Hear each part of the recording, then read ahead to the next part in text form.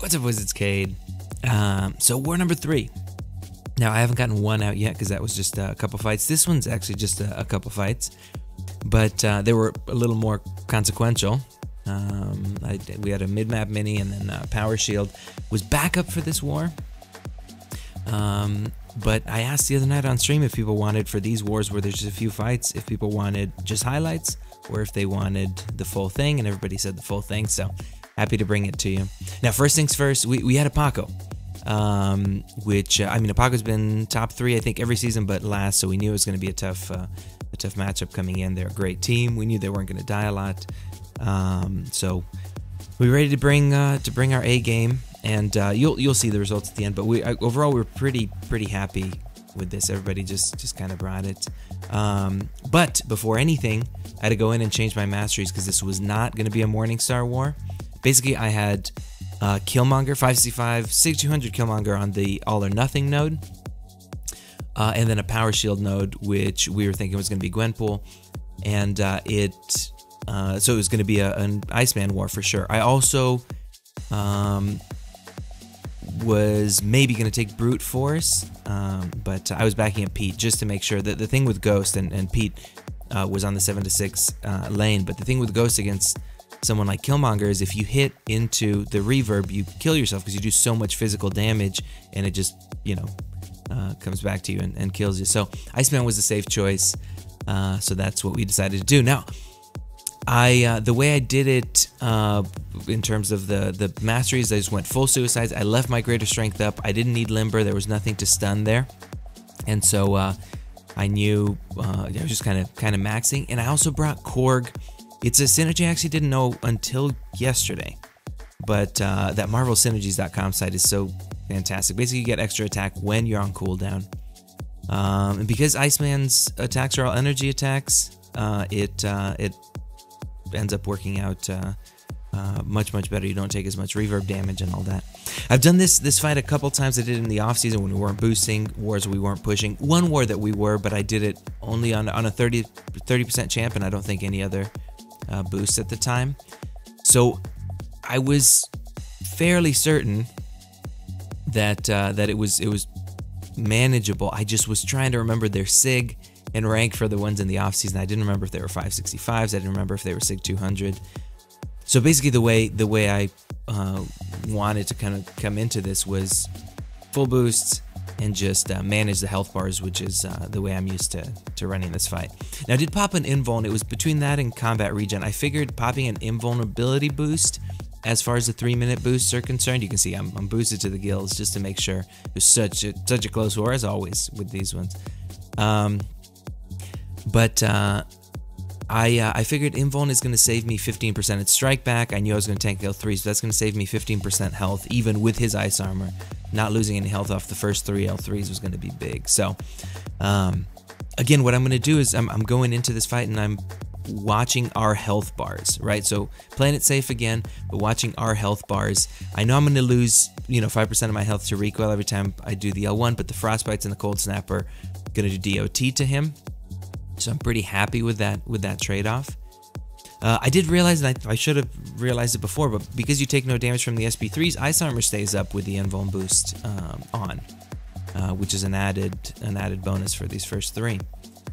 So again, watching his health bar, watching mine, and kind of divvying out my L1s based on what I'm seeing and how happy I am with, again, his health bar versus mine, knowing that, over time, that L1's going to do, or the frostbites and cold snap from the L1, he's going to keep taking him down. But overall, I'm pretty happy, and the way this fight paces is decently good. I think it's you get, during the L3s, you get to kind of reset and think about, okay, what do I want to approach differently this next series and all that. But so far so good. Down to 40% health.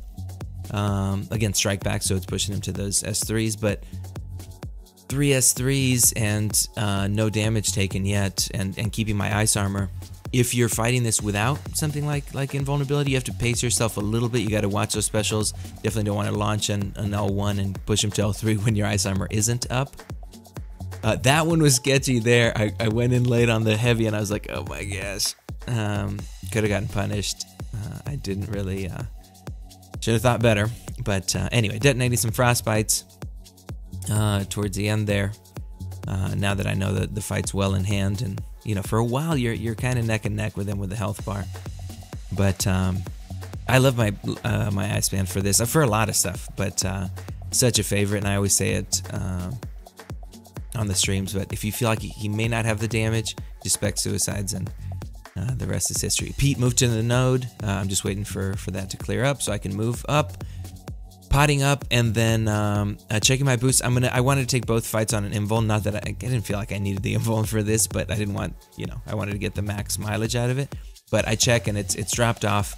I go into the line chats, and we chat a little bit, and then I end up coming back to take this one. Now, again, we were fairly certain it was Gwenpool. Not a great ghost fight, obviously, because you're not going to kill her with specials, but you guys will see with the DOT and everything from this fight. And as much as I'm boosted, it goes pretty quick between that cold snap and everything. Once you get, I think it was a couple L1s, and good to go. Now I'll put out the video on the Masters. I'll put out my video on my theories about AW. But man, ever since and I said this in the last video, ever since ranking him up, I've just loved using him. He's that perfect mix of great damage if you, again, especially if you feel like he may not have it, you spec suicides, but the great damage and built-in safety with the ice armor.